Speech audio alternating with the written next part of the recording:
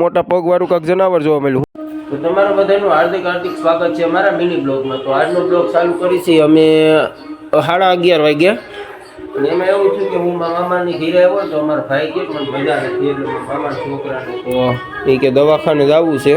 મેં કીધું હાલો તને રિપેરિંગ કરી આવી એટલે પછી નીકળી ગયા બે ભાઈઓ ગાડી લઈને. ભાઈને ટાઈટ લાગતી હતી એટલે બેસી ગયા હતા વાહન. પૂગી ગયા પછી દવાખાને પૂગ્યા તો ભાઈ તો મારી વાઈટે ઊભા થઈ કે તું આવી તો જ જાઉં બાકી જવું નથી. એને પાછી બીક બહુ લાગે. દવા લઈને નીકળી ગયા અને પાછી ગાડીમાંથી બેન કરી દીધી સાવી ચાલુ ને પૂગી ગયા દુકાને. મેં કીધું ભાઈ માવો તો ખવડાવી કે હાલ ખાઈ લઈ. પછી માવો ખાઈને પાછા પૂગી ગયા કારખાને. મોર તો બે શેઠ આવી ગયા હતા. એક કે મશીન અહીંયા રાખું ને એક કે અહીંયા રાખું. ક્યાં તો ટ્રેન હોતન આવી ગઈ હતી ટ્રેનમાંથી ઉતારેલ થી ડાયું એ બાજુના કારખાનામાં. કારણ કે પેલા બહુ જ મેં કામ કર્યું. આમાં બુધવારના દિવસે રજા હોય ત્યારે ક્રિકેટ રમતા બહુ જ મજા આવતી. અને આ હતા કમ્પ્રેશન મશીન. આના વગર મશીન હાલે જ નહીં. અને અહીંયા હતું આપણે હાવેણીનું મશીન. એમાં કારણ કે આપણે કામ કર્યું નથી એટલે આપણે કઈ અનુભવ નથી. ને અહીંયા હતું મારું મશીન એટલે કે બ્રશ બનતા ને એવું બધું. આગળ ગયા ત્યાં તો સેટ ક્યાં ખાટલે તમે હુઈ જતા ને કાયમી હાજરી તમારી હું કાપતો. મેં કીધું આ કાયમી કાપી નાખતો કારણ કે હું કાયમી હુઈ જ જતો. મેં કીધું કઈ વાંધો નહીં. આપણે પૂગી ગયા ઘેરાને પછી કરી લીધો આરામ. 2 વાગે ઉઠી ગયા ને પછી ધોઈ લીધું મોઢું ને વહી ગયા ચા પીવા. ચા પીને પછી મેં કીધું હાલો ક્યાંક વહી જઈ રખડવાનું. નીકળી ગયા રખડવા પાછા. ક્યાં તો ભાઈબંધની દુકાન હતી સામે તો દુકાને બેઠા હતી કે આ ભાઈબંધ ભેગા થઈ ગયા કે હાલ સોડા પીએ. મેં કીધું લઈ લે સોડા પીવાની જોઈને લઈ લીધી સોડા મીના પીવા. પછી મેં કીધું હાલો સોડા પીને ક્યાંક જાય તો મારો સ્લેપ. નીકળી ગયા ગાડી લઈને રખડવાનું. ભાઈ કે મને વાહે બેહવાની મજા નથી આવતી ગાડી હાંકવા દે. મેં પછી દઈ દીધી ગાડી હાંકવાની. ક્યાં મોટા પગવાળું કાંક જનાવર જોવા મળ્યું. શું કહેવાય તમે કોમેન્ટમાં કહેજો. ભાઈબંધ કે આજ તો હોટલમાં જમવું છે. મેં કીધું હાલો પૈસા બહુ જ છે. વહી ગયા હોટલમાં જમવા. રખડીને હાવ કંટાળો આવી ગયો. દુખવા મહિનું માથું પછી લઈ લીધી દવા મેડિકલમાંથી.